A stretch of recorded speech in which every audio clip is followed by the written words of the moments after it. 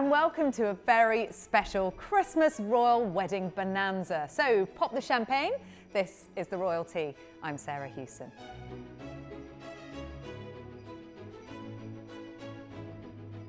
Welcome to the first of our Christmas specials as we watch 3 unforgettable royal weddings spanning nearly 40 years. Joining me today, we've got some of your royalty favourites: Arthur Edwards and Emily Andrews, Rupert Bell and Christine Ross, and joining me on the Christmas sofa, Afua Hagan. And we begin with the wedding of Prince William and Catherine Middleton. Let me take you back to the 29th of April 2011. David Cameron was the Prime Minister. Party rock anthem by LMFAO was #1, and the future king tied the knot to his university sweetheart at Westminster Abbey.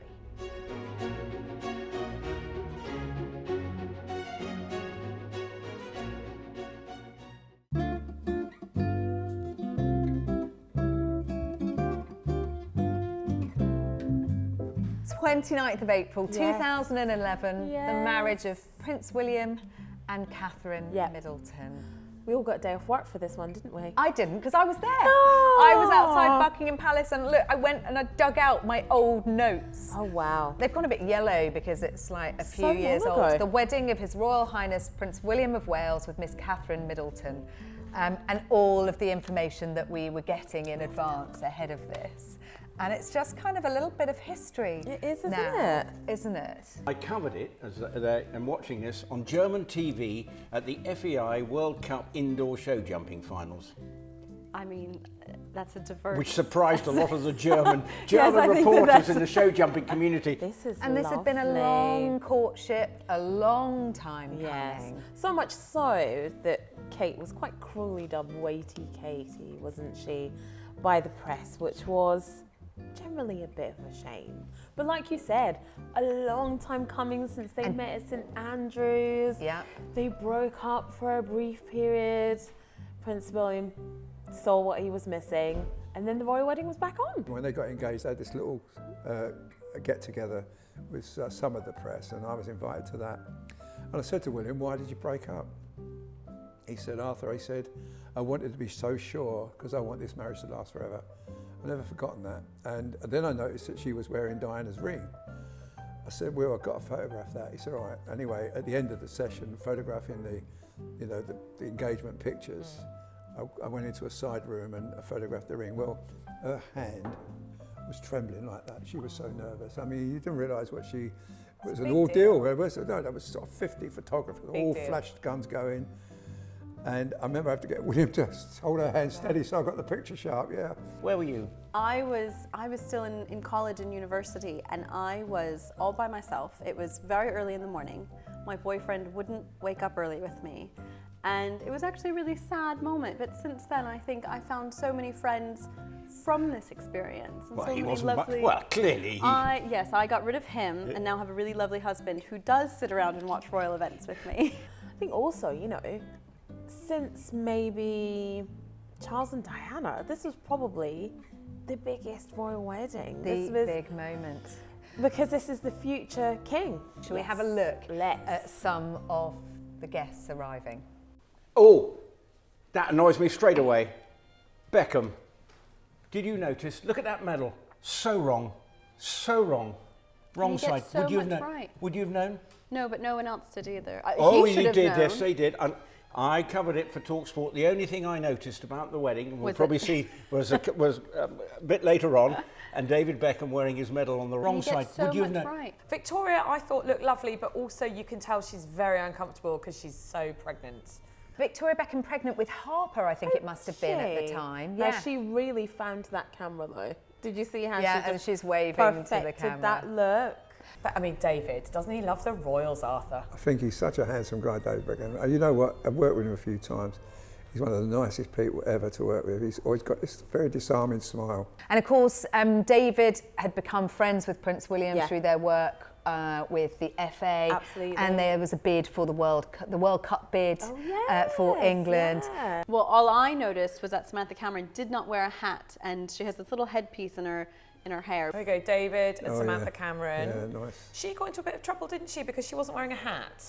Well, I guess who gave her trouble? Nobody. I mean, she was the Prime Minister's wife. Samantha Cameron not wearing a hat. She was wearing Erdem jewels in her hair, and there Yeah. was some raised eyebrows that she wouldn't have worn a hat to royal weddings. But I just don't think she does do hats. Full No, stop. and to be honest, she still looks gorgeous, and she Yeah. didn't really need one. Yep. It's So the not- Prime Minister and his wife Yeah. arriving there. And to be honest, Samantha, it's not really about you. In my world, that was a huge mistake. I mean, a misstep. How many royal weddings with fabulous hats do you get to attend in your lifetime? Well, maybe she's not a hat person. Would you say you think the Prime Minister's wife had a misstep? I do think so. I mean, the rest of her outfit is beautiful, but she really should have taken the opportunity to wear a really fabulous and hat. Listen, I don't Does care. it matter? Yeah, it doesn't bother me. I don't care about things like that.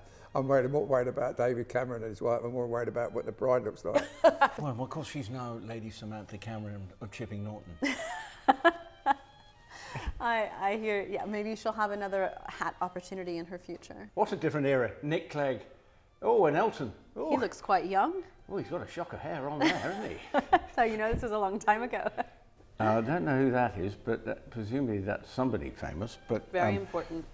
But what a different era that was. I mean, it wasn't that long ago, and yet it was. I mean, so much was different.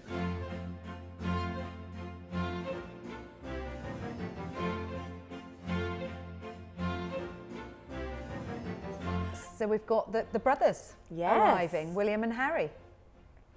And they were close back then. I think it's fair to say that they were at this point. Still very good friends. Harry wasn't William's best man, but he was kind of his left-hand man, I suppose, or right-hand man for the wedding.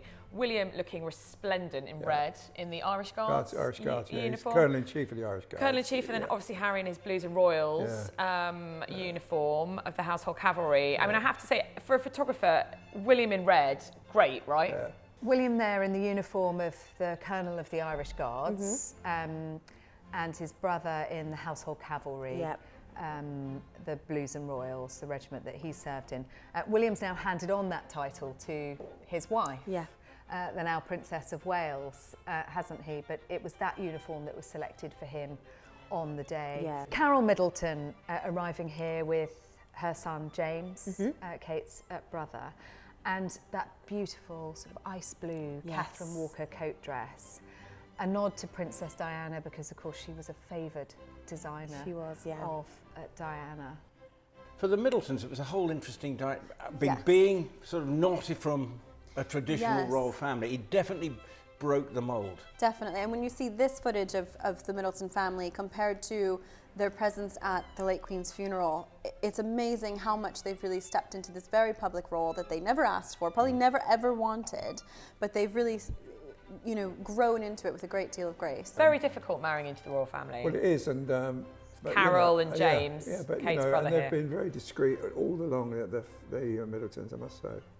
Tricky for Carol because obviously at these big occasions like this, obviously the royal women know in advance what colour they're going to wear. So Carol actually had to check with Buckingham Palace what colour the Queen was didn't know wearing, that. what colour Camilla was wearing. Yes, I didn't know to that, make yeah. sure she didn't choose anything that might clash. The level of coordination on the fashion, leave the fashion to me, the level of coordination on the fashion is quite something. Yeah, It's I quite didn't even know something. that, no. Yeah. And it's interesting, there is now the King and Queen, and there, even if you think back to 2012, the PR perception of her still wasn't quite where it Yes, is it now. wasn't- But, you it- know, it- moved on another 11 years or whatever it is, how different, you know, You're the way she's perceived now. Completely correct. I mean, this wasn't that long after, you know, they had gotten married, and now we have this next big wedding, and her image, the way she presented herself to the public, we were still sort of in a time of healing that relationship with the public. She looks amazing here. She actually wore this coat quite recently in terms of fashion.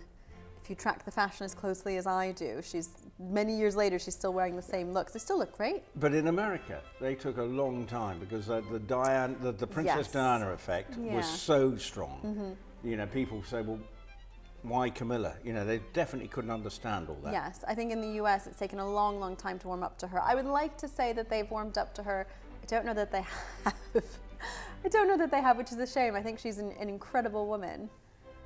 So we've got the Queen and the Duke of Edinburgh Yeah. arriving, and they're the last of the guests to arrive before the bride, and so we're seeing the order of precedence being played out here. Looked at a little bumpy entrance. Yes. I I imagine it's a very, very comfortable car. I don't think it has the same, shock suspension as your average Skoda on the road. 1,900 people packed inside the Abbey for this. And the Abbey, kind of in two parts, isn't it? You've got the nave, the big section at the rear of the Abbey, this first part. Yeah. And then you walk into the choir. Yeah. And much more intimate, and that is where all the family and friends were seated. Absolutely. So let's just be honest, there was 2 tiers.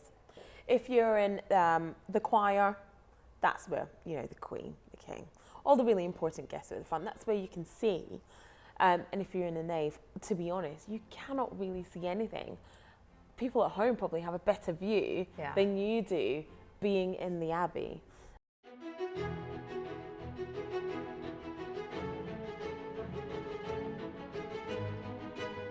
What I really loved about this wedding, the way that the Middleton family took complete control of it.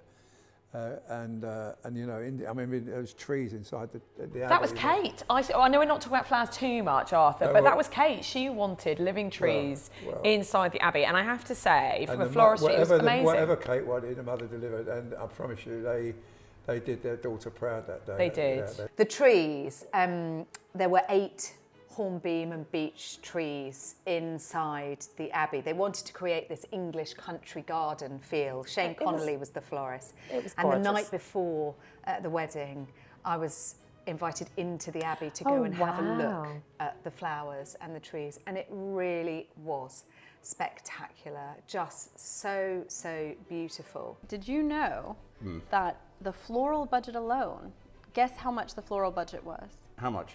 £800,000 for the flowers alone. Well, I imagine the florist is retired. Well, the florist is retired after that.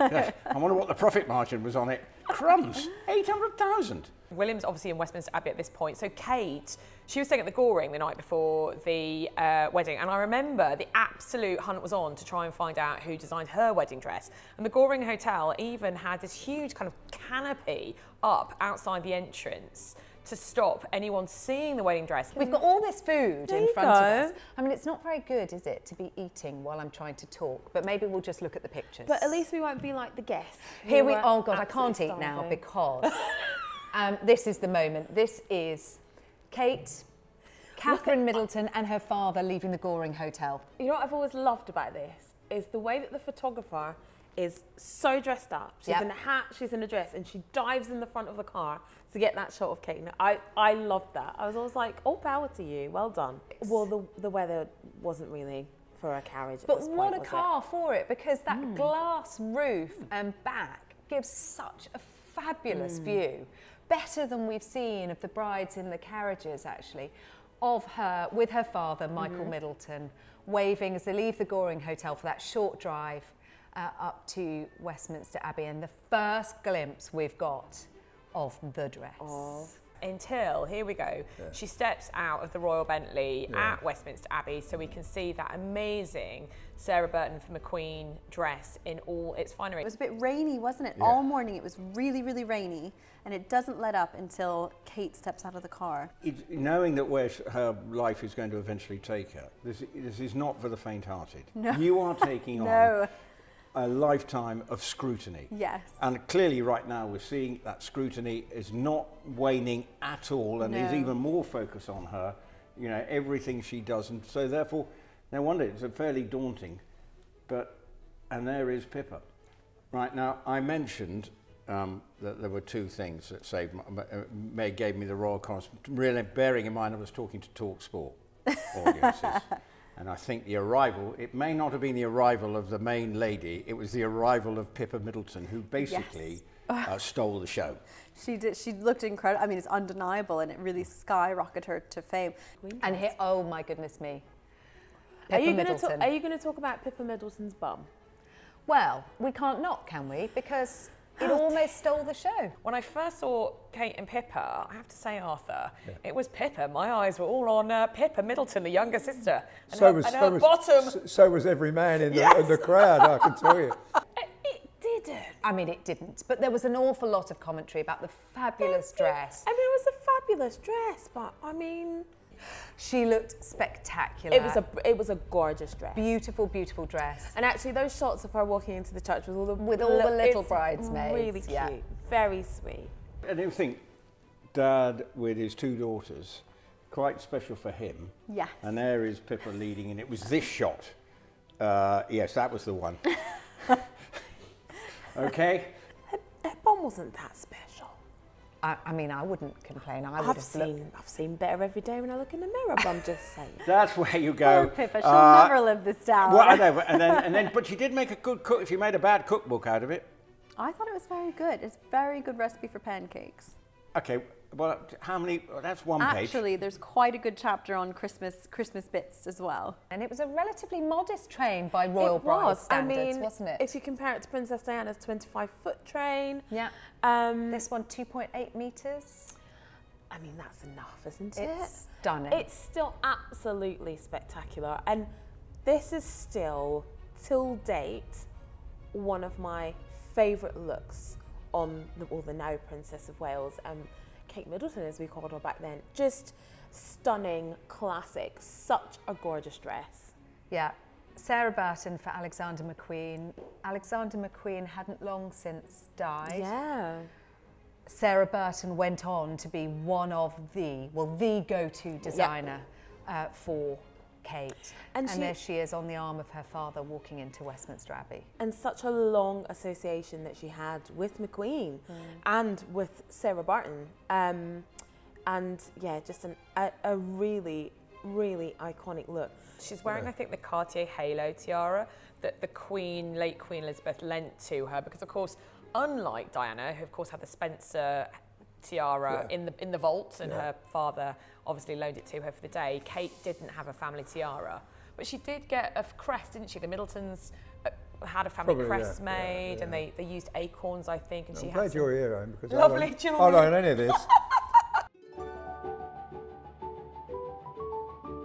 As an 18-year-old girl in America watching this, were you sort of going, was this another sort of like a fairy tale princess moment? Were you sort of yes. It was very fairy tale princess and magic, but the pomp and the ceremony, which you can't talk about the royal family or Britain in general without the pomp and the pageantry. So why does a girl from Virginia want to get up at 18? I mean, come on.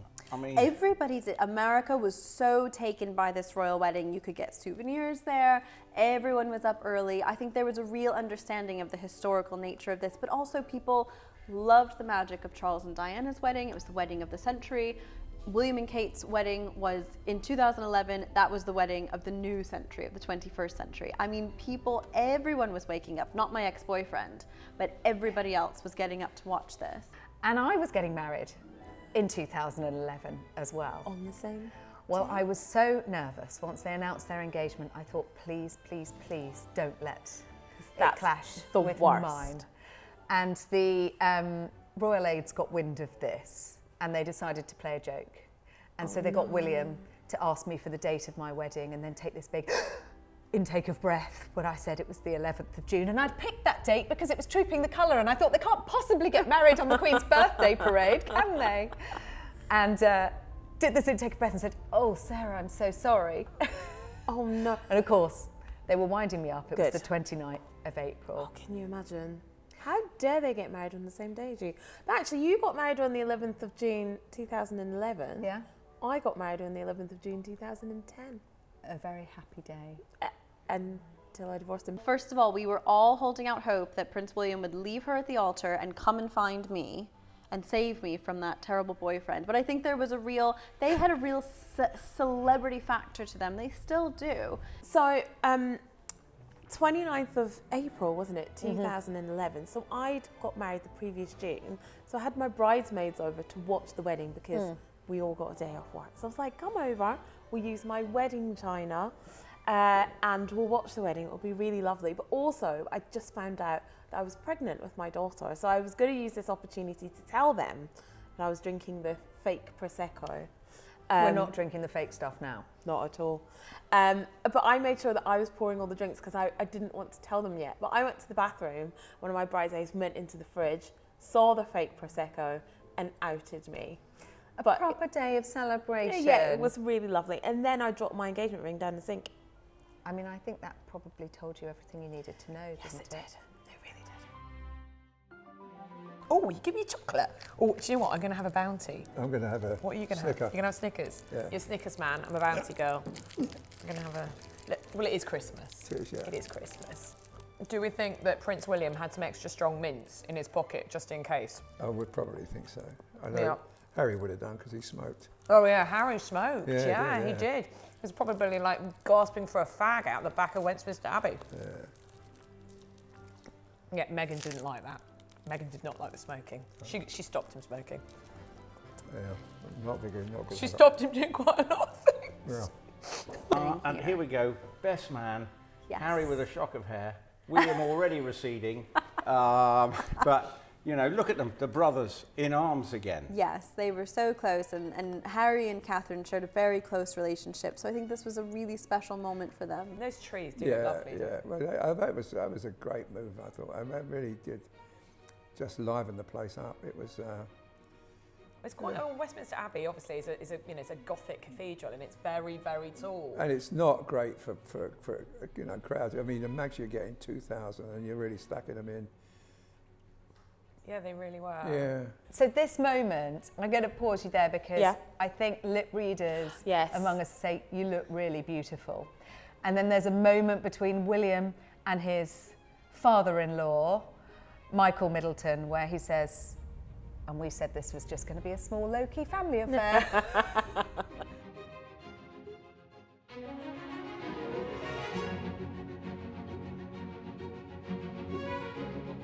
Nervous must she have been? Trying when you know, and you're on. This is, you know, Meghan's an actress, so therefore she can deliver a line. Yes. You know, and I'm not saying that she would have found it easy at her wedding, but for Kate, when this was hyped up within, you know, and everyone is glued to it.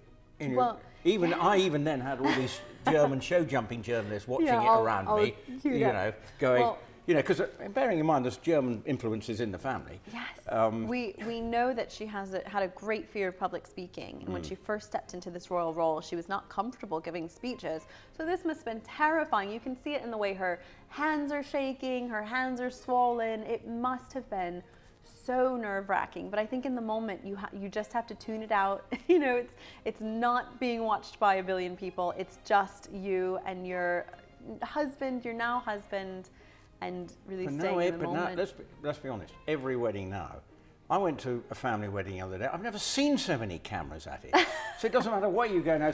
So every bride's got to be used to, you know, yes, because I think it is the way now. My niece, she had about a 10-camera shoot. My parents, you know, it was Polaroid photos, you know, on the way to the And justice what of we the used to peace. do is wedding in the afternoon, quick reception. But now you've got to go through to the late at night, Yes, and then you go back the next mine day. was 3 days. Mine 3 was days. a rehearsal, dinner, the wedding on the day, and then a farewell brunch the next day.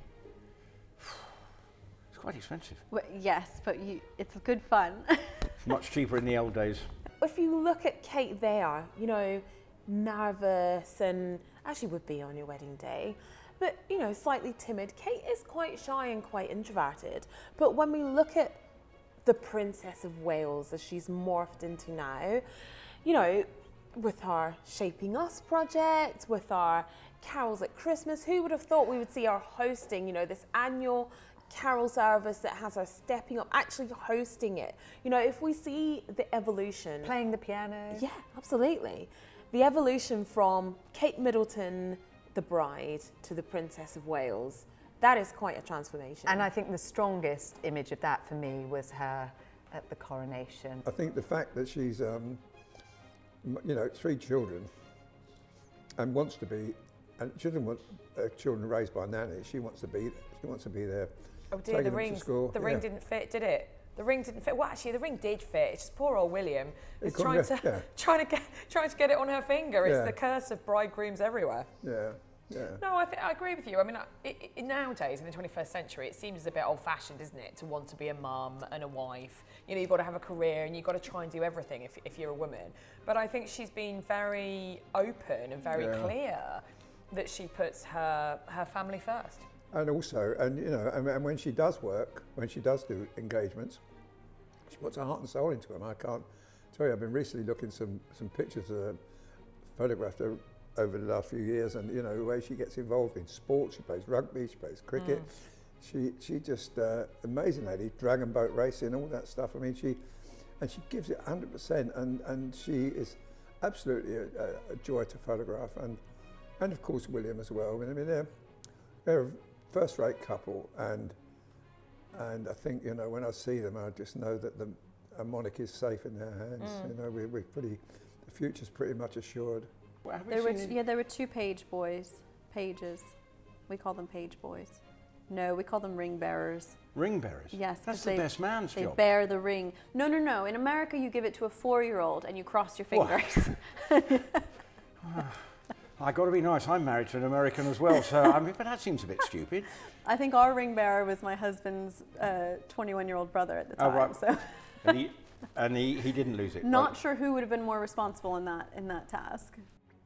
I mean, I was told by friends of hers that she was very, very nervous the day of the royal wedding. She did all her own makeup, Arthur, because she wanted William to feel that she was looking like her and not kind of, you know, a painted lady by a makeup artist. Here's James Middleton giving a reading.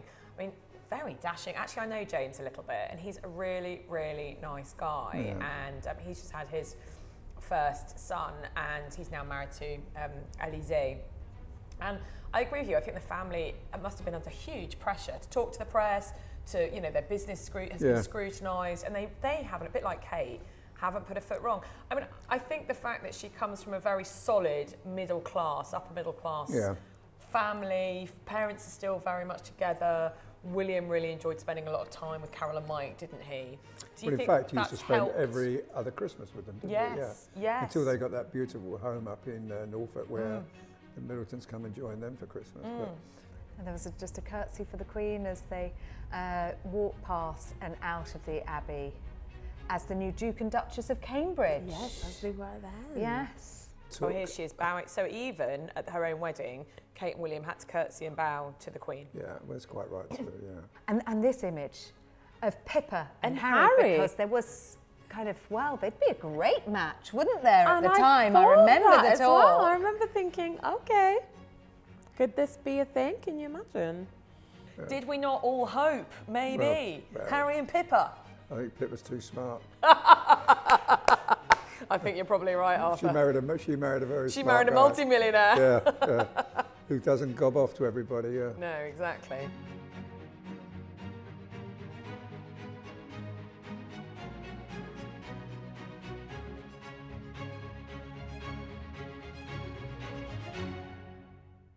And a gorgeous moment there on the steps. And what an iconic picture that was of the two of them. Just that pause there, that moment to kind of survey the crowds, beautiful. And Pippa there with the bridesmaids and the pages. And so we had this fabulous image of this newly married couple And look at all these through the lenses. streets of London. I mean, the lens is there, Yeah. the level of media interest from around the world. Look at the cameramen. Look at how many cameras and video. Where was Arthur then? He wasn't in that lot. He'd have been in the church then, wouldn't he? I don't know. Yeah, I wanted to re-ask him. Mum and Here we Dad, go. isn't it? Look Yeah. at these press I know, photographers. I know. How many people do you think were outside the church, the Abbey that day? I don't know, because I was outside the... You were outside I was Buckingham outside Palace. Buckingham Palace, yeah. I was sitting- inside the Abbey, so I didn't see them. I was sitting in a comfortable armchair in a room in Oh yeah, Buckingham waiting Palace, with Elsa. watching all this on television, Yeah. But through the streets of London with those thousands and thousands and thousands of people lining the streets to catch a glimpse of them. Probably millions. Because, like we said, I think since Charles and Diana's wedding, this was, you know, the next bit of glamour and the next bit of, you know, the royal fairy tale that we had. And you had millions of people lining the streets. Not quite as long a procession as Princess Diana and Charles, because they were just going from Westminster Abbey back to Buckingham Palace as opposed to St Paul's Cathedral, which is a much longer route, but still plenty of opportunity for people to line the streets, wave the Union flags, and just, I mean, I've probably said this about a million times in my life, but no one does pomp and pageantry like the UK. But I mean, this is unbelievable what's going on here. This is this is the whole of the country turning out for them, the whole of the world watching them. I mean, this is something really special. And the royal family were relying on this young couple to bring the sparkle and the glamour back into the royal family, weren't they? And didn't they do just that? When you think about the ensuing years and the birth of Prince George and all of the excitement around that, Prince Harry there with some of the bridesmaids, Lady Louise Windsor, one of the bridesmaids, Prince Edward and Sophie's daughter, and the Queen and the Duke of Edinburgh travelling back there, and the Middletons are also in this carriage procession, the first time for them brought into the fold of the royal family. And what a moment that must be for them, to be in a carriage procession and in this royal wedding.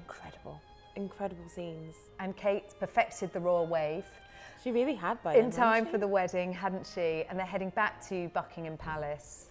You can think about, there's photographers at the church and along the route and at the palace, and you know, hoping to peek from windows just to catch a glimpse. And he's wearing Welsh Guard uniform, I think. Yes. I hope It's anyone from Irish Mitchell, I hope I Guards, got I that think. right, but confidently. Wait, I'm almost positive it's Irish Guards. Irish Guards. Interesting, Arthur, that William chose Westminster Abbey, where his mother's funeral had been, to get married to Kate. Well, most of the major events happen at Westminster Abbey.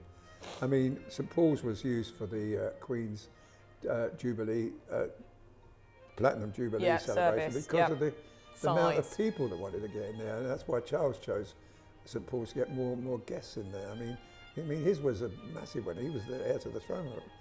I mean, Westminster Abbey is a beautiful church. It's great for the people involved in the wedding, but for the spectators, they see nothing except on the television screen. Yeah. I mean, I covered the Queen's funeral at Westminster Abbey, and you don't see anything. You see what you're seeing on the screen. Because it's such a long nave, and also, isn't it? and it's blocked off, and that's private, and perhaps that's what they prefer, the royal family. But for the you know, I mean, I don't know if you actually saw the wedding where you were in the Abbey. You had to look at the television screen. Yeah, so you might as well watch the television in Buckingham Palace. Well, exactly. There were TV screens up for us in Westminster Abbey for Kate and William's wedding. There were TV screens up in St George's Chapel when Harry got married. We were NFI to that, Arthur, which we'll talk about later. Oh, wait, I can't wait to get to that wedding. You won't remember those stories. Oh.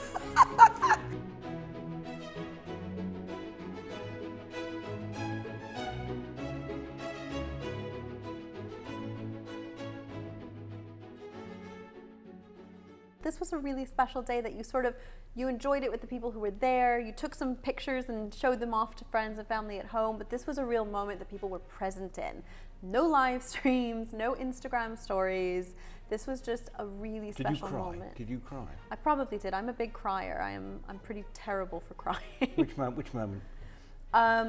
Probably during the set. I get very emotional during Parry's I Was Glad. So as she goes down the aisle, I'm certain that would have sent me into buckets of tears.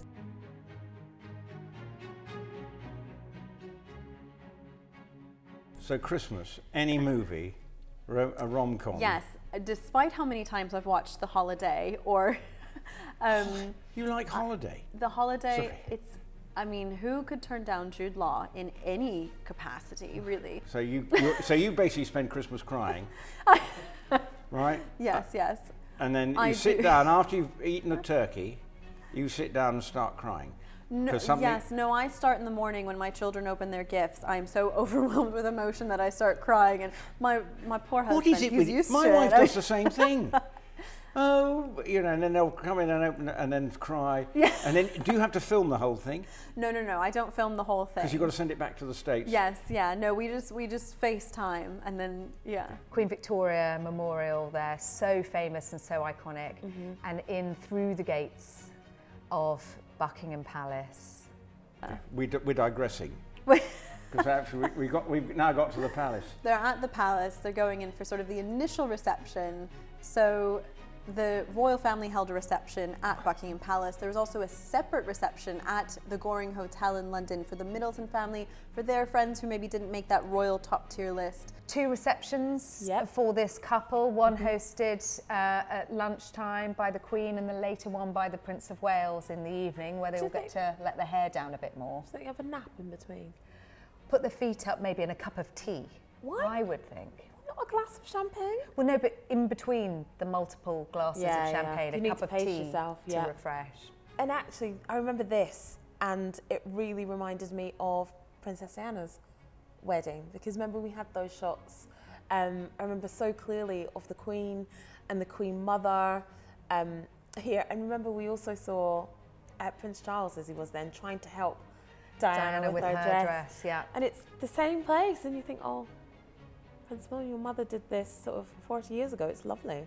And for Kate there, the new Duchess of Cambridge, this is the start of an entirely new chapter in her life, one that she could never have foreseen. Here they are. So this is inside Buckingham Palace. This is the main entrance. It's actually behind that kind of facade that we all know from the Mall. This is inside. This is the state entrance. Yeah, state entrance. State entrance, and so the carriage, Charles and Diana's carriages was, and then they're walking up the steps going into the main entrance of Buckingham Palace, and that long gallery. We've been in BP several times. Well, the thing about Buckingham Palace, I think it's more beautiful inside than it is out. I mean, every room is gold and it's absolutely gleaming, and the carpets are magnificent. Apart the from paintings. Well, except you and I have been backstairs. I've seen the asbestos. I've seen those trailing wires. That's what the general public don't see. Yeah, but you know that's only because they treat us. They don't treat us at the best all the time.